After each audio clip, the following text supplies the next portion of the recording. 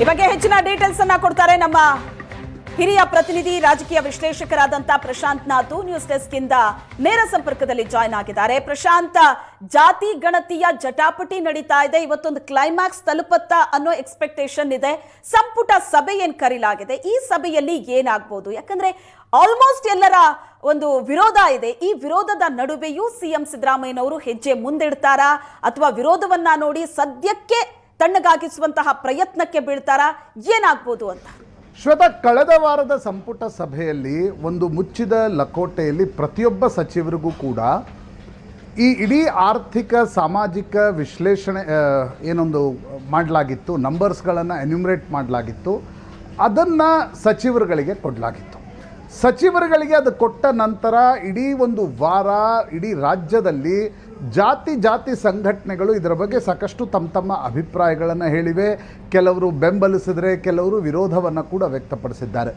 ರಾಜ್ಯದ ಎರಡು ಪ್ರಬಲ ಡಾಮಿನೆಂಟ್ ಕಮ್ಯುನಿಟಿಗಳು, ಪೊಲಿಟಿಕಲಿ ಕೂಡ, ಸೋಷಿಯಲಿ ಕೂಡ, ಆರ್ಥಿಕವಾಗಿ ಕೂಡ ಏನಿವೆ, ಲಿಂಗಾಯತರು ಮತ್ತು ಒಕ್ಕಲಿಗರು, ಈ ಇಡೀ ಜಾತಿ ಗಣತಿಯ ಪ್ರಕ್ರಿಯೆ ಬಗ್ಗೆಯೇ ತಮ್ಮ ವಿರೋಧವನ್ನು, ಅಸಮಾಧಾನವನ್ನು, ಬೇಸರವನ್ನು ಸೂಚಿಸಿದ್ದಾರೆ. ರೈಟ್ ಫ್ರಮ್ ಪೊಲಿಟಿಷಿಯನ್ಸ್, ಸ್ವಾಮೀಜಿಗಳು, ಆಯಾ ಜಾತಿಯ ಸಂಘಟನೆಗಳು, ಅಧಿಕಾರಿಗಳು ಎಲ್ಲರೂ ಕೂಡ ಇದಕ್ಕೆ ತಮ್ಮ ವಿರೋಧವನ್ನು ವ್ಯಕ್ತಪಡಿಸಿದ್ದಾರೆ. ಹೀಗಿರುವಾಗ ಇವತ್ತಿನ ಸಂಪುಟ ಸಭೆಯಲ್ಲಿ ಏನಾಗಬಹುದು ಅಂತಕ್ಕಂಥದ್ರ ಬಗ್ಗೆ ಭಾಳ ದೊಡ್ಡ ಕುತೂಹಲ ಇದೆ.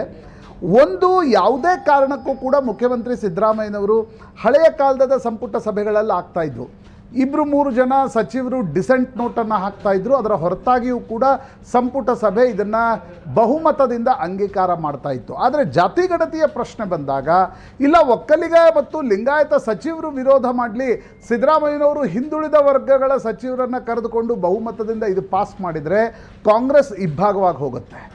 ಆ ದೃಷ್ಟಿಕೋನದಿಂದ ಮುಖ್ಯಮಂತ್ರಿಗಳು ಆ ಒಂದು ವಿರೋಧದ ನಡುವೆ ನಾನು ಪಾಸ್ ಮಾಡ್ತೀನಿ ಅಂತಕ್ಕಂಥ ಸಾಹಸಕ್ಕೆ ಕೈ ಹಾಕಲಿಕ್ಕಿಲ್ಲ. ನಂಬರ್ 1. ನಂಬರ್ 2, ಹಾಗಿದ್ದ ಸಂದರ್ಭದಲ್ಲಿ ಮಧ್ಯಮ ಮಾರ್ಗವನ್ನು ಅನುಸರಿಸ್ಬೋದು. ಹಿಂದೆ ಸದಾಶಿವ ಆಯೋಗ ವರದಿಯನ್ನು ನೀಡಿದಾಗ ಬಸವರಾಜ ಬೊಮ್ಮಾಯಿಯವರು ಸಂಪುಟ ಸಭೆಯನ್ನು ಕರೆದು ಅದನ್ನು ಇನ್ನೊಂದು ಮಂತ್ರಿಗಳ ಉಪಸಮಿತಿಯನ್ನು ರಚಿಸಿ ಅದಕ್ಕೆ ಕೊಟ್ಟಿದ್ದರು. ಚುನಾವಣೆಯ ಸಂದರ್ಭದಲ್ಲಿ ಮಂತ್ರಿಗಳ ಉಪಸಮಿತಿ, ಮಾಧುಸ್ವಾಮಿ ನೇತೃತ್ವದ ಸಮಿತಿ ಕೊಟ್ಟಿರ್ತಕ್ಕಂಥ ಶಿಫಾರಸುಗಳನ್ನು ಅಂಗೀಕಾರ ಮಾಡಲಾಗಿತ್ತು. ಅದೇ ರೀತಿಯ ಒಂದು ಪ್ರಯತ್ನ ನಡೆಯುತ್ತಾ ಸಂಪುಟ ಉಪಸಮಿತಿ ಕೊಡೋದು, ಯಾವ್ಯಾವ ಆಕ್ಷೇಪಣೆಗಳಿವೆ ಅವುಗಳ ಬಗ್ಗೆ ಇನ್ನೊಂದು ಸಲ ಚರ್ಚೆಯನ್ನು ನಡೆಸಿ ಪರಾಮರ್ಶೆ ಮಾಡಿ ಸಂಪುಟಕ್ಕೆ ಒಂದು ಸಲಹೆಯನ್ನು ಕೊಡಿ ಅಂತಕ್ಕಂಥದ್ದನ್ನು ಕೇಳಬಹುದು.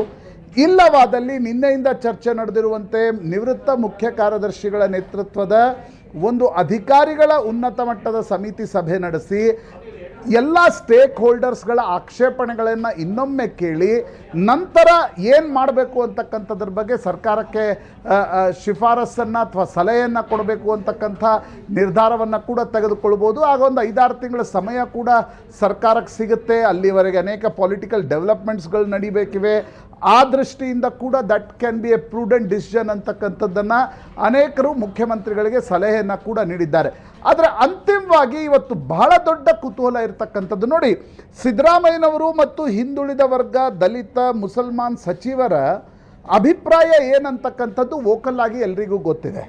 ಆದರೆ ವೀರಶೈವ ಮಹಾಸಭೆ ಮತ್ತು ಒಕ್ಕಲಿಗರ ಸಂಘ ತೆಗೆದುಕೊಂಡಿರ್ತಕ್ಕಂಥ ತೀರ್ಮಾನಗಳ ನಂತರ ಒಕ್ಕಲಿಗ ಮತ್ತು ವೀರಶೈವ ಸಚಿವರು ಇವತ್ತು ಸಂಪುಟ ಸಭೆಯಲ್ಲಿ ಯಾವ ಅಭಿಪ್ರಾಯವನ್ನು ವ್ಯಕ್ತಪಡಿಸ್ತಾರೆ?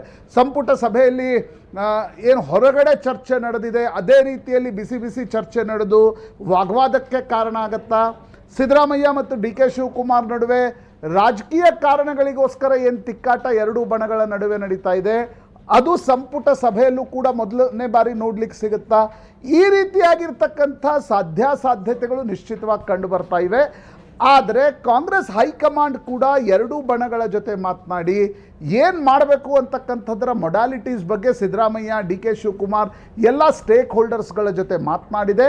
ಹೀಗಾಗಿ ಇವತ್ತು ವೀರಶೈವ ಶಾಸಕರು ಮತ್ತು ಒಕ್ಕಲಿಗ ಶಾಸಕರು, ಪ್ರಮುಖವಾಗಿ ಒಕ್ಕಲಿಗ ಸಚಿವರ ಸಭೆಯನ್ನು ಕೂಡ ಕರೆಯಲಾಗಿತ್ತು. ಡಿ.ಕೆ. ಶಿವಕುಮಾರ್ ಸಭೆಯಲ್ಲಿ ಹೇಳಿದರು, ಚಲುವರಾಯಸ್ವಾಮಿ ಅವರೇ, ನಾನು ಪ್ರದೇಶ ಕಾಂಗ್ರೆಸ್ ಅಧ್ಯಕ್ಷನಾಗಿ ಮಾತಾಡೋದು ಸರಿ ಇಲ್ಲ, ನೀವು ಮತ್ತು ಕೃಷ್ಣ ಬೈರೇಗೌಡರು ಒಕ್ಕಲಿಗರ ಸಂಘ ಮತ್ತು ಒಕ್ಕಲಿಗರ ಒಟ್ಟಾಭಿಪ್ರಾಯವನ್ನು ಸಂಪುಟದಲ್ಲಿ ಇಡಿ ಅಂತಕ್ಕಂಥದ್ದನ್ನು ಹೇಳಿದ್ದಾರೆ. ಕೃಷ್ಣ ಬೈರೇಗೌಡರು ಸಿದ್ದರಾಮಯ್ಯ ಅವರ ಪರಮಾಪ್ತ ಬೆಂಬಲಿಗರು. ಚಲೋರಾಯಸ್ವಾಮಿ ಕೂಡ ಒಮ್ಮೆ ಆ ಕಡೆ ಒಮ್ಮೆ ಈ ಕಡೆ ಅಂತಕ್ಕಂಥದ್ದು ಪೊಲಿಟಿಕಲಿ ಇರ್ತಾರೆ.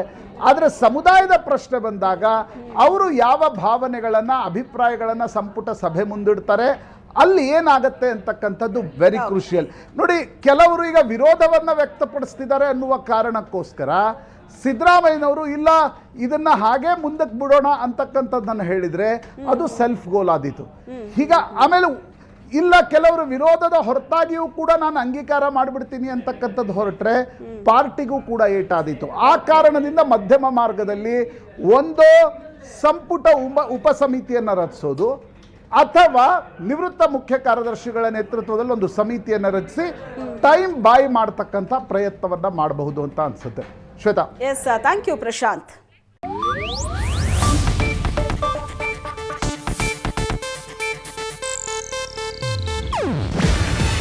ಇದು ಏಷ್ಯಾನೆಟ್ ನ್ಯೂಸ್ ನೆಟ್ವರ್ಕ್ ಪ್ರಸ್ತುತಿ. ನೀವು ನೋಡ್ತಿದ್ದೀರಾ ಏಷ್ಯಾನೆಟ್ ಸುವರ್ಣ ನ್ಯೂಸ್.